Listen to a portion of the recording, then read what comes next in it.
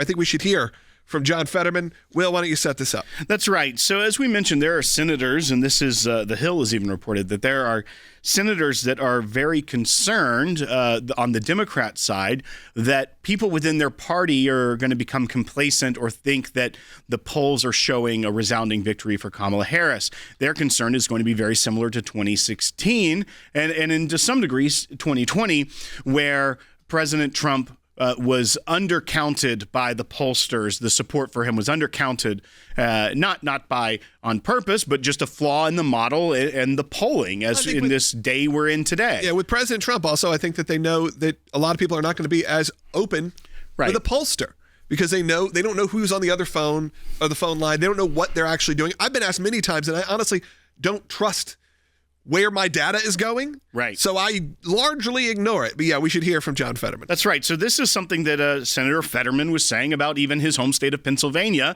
one that is one of the deciding states of this election. Let's play Bite 14. And I also want people to understand, and it's not science, but there's energy and there's kinds of anger on the ground in Pennsylvania, and people are very committed.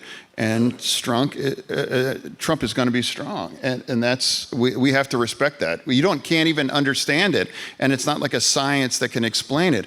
But you have to just know that it's real. Yeah, you have to know it's real. That you actually have potential for any of these states to go that way. There was even an unnamed or a senator that requested anonymity who said that both Clinton and Biden were doing better in the polls against Trump in 2016 and 2020. That Harris is performing right now. Right. So when you have that data in front of you, and we're only 42 days now out, I think early voting has it started? There are many states where some form of early voting has started, whether it be even in Pennsylvania, people are starting to be able to request mail-in ballots. There's other states. I know North Carolina has some early type of voting that has started, some other states as well. Now, we are only going to see that ramp up the closer we get to this election day of November 5th. So we're already in this election season, as it were. You are seeing the Harris campaign still push for another debate. That's another sign that the people within her party don't think that she's winning by at least by a comfortable margin, maybe even at all. If they had the performance they say they had at the first debate and then are asking for another, normally the person who feels like they're losing is the one that wants another opportunity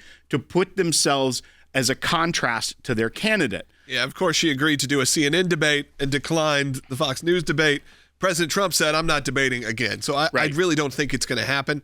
I think that was one and done. There is a vice presidential debate. Vice presidential debate, October 10th. And there's also news that there are talks of them having a final push for votes on prime time on CBS's 60 Minutes, which still pulls a lot of ratings. Like their season kickoff, their first episode of this season, had 11 million viewers tune in, which seems shocking that 11 million people are still tuning into 60 Minutes for not necessarily a big headline show. It's not one that was like widely talked about, but now they're talking about an hour-long interview with each candidate aired back-to-back on CBS in the days leading up to the election. We'll see if that pans out.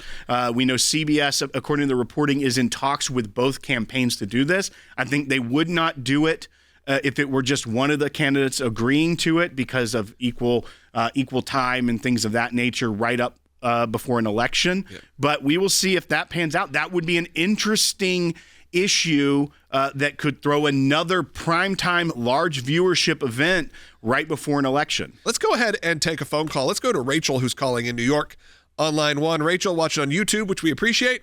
If you're on YouTube and you're brand new, I encourage you to subscribe. Rachel, you're on the air. Hi, and thanks for your work. I just have a quick question.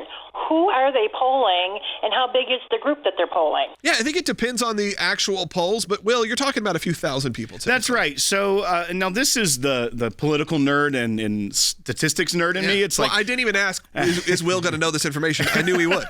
But I historically have been fascinated by polls, and I love the science and the methodology behind them.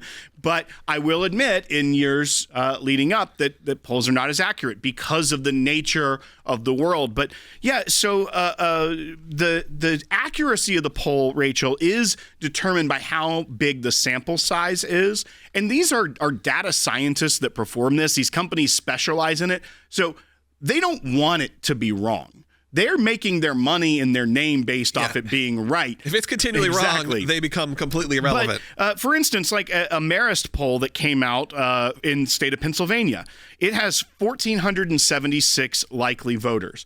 And that margin of error number you hear, which is like in this case 3.2%, that's based off of the sample size. So when you're looking at statistics and how big of a poll is, you can gauge roughly based off of how large your sample size is, how accurate it's going to be. And there is ways to look at charts and know that the margin of error for something like this would be 3.2%. So that one has Trump and Harris in Pennsylvania at a tie with a margin of error of 3.2%. That means that Trump could be up 3 points or Harris could be up 3 points. That's a pretty accurate poll with a large sample size. And it's still a wide gap. That's why these are razor thin, because you're never going to know until you have the poll that ultimately matters is the election day poll, the actual one where your vote counts. So this margin of error of 3% could be a runaway in Pennsylvania for Trump or Harris. It all depends on who shows up and votes. But who they're calling, once again, the ability to get quality polls has declined in the years post landline. And now even in a world where if you see a number that you don't know who it is, the odds of you picking it up on your cell phone are very low. So they have to spend a lot of money of continually going through valid phone numbers, finding likely voters, and then finding people to pick up.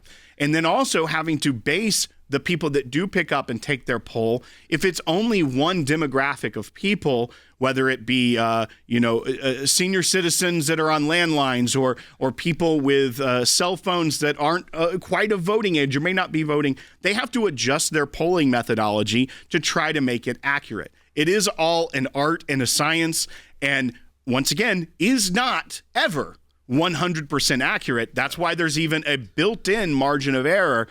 But I do think as we go along, the ability for people to poll a group of people to get a really good, strong indication of where we are is declining every single time a poll is taken. Yeah, you sent me an article over the weekend, and we talked about it a little bit in the first segment about how artificial intelligence is going to be starting to use in polling and how it's already done. And in some instances, it's gotten within a few hundred votes. That's be able to take the data, taking what people are talking about on social media in certain areas. They're able to really, in matter of moments, I think they said like under a minute, create this new kind of polling data. I think by the time we get to the next general election, so in 4 more years, that is going to be your primary source. That's how they're going to break things down, and then we'll really know on a national level if that kind of new polling can be accurate. I think that there's probably more likely than not that it is going to be more accurate just based on the way that data can be mined in real time. Well, and a lot of that is getting kind of the sentiment of areas based off what's being reported, what's being online. But I think there's also an issue there that will be argued and debated over these next years as that rises. Is that true polling, or is that a form of election interference? Is it utilizing something and reporting what's seen, or is it going to be used as a bludgeon by a political party to try and coerce people to think they're believing something? Or is it going to be a way to rally a base and say, hey, look, the computers don't lie? I think that's where we're going to get into a new frontier, as it were, in the polling and political reporting landscape over the next few years.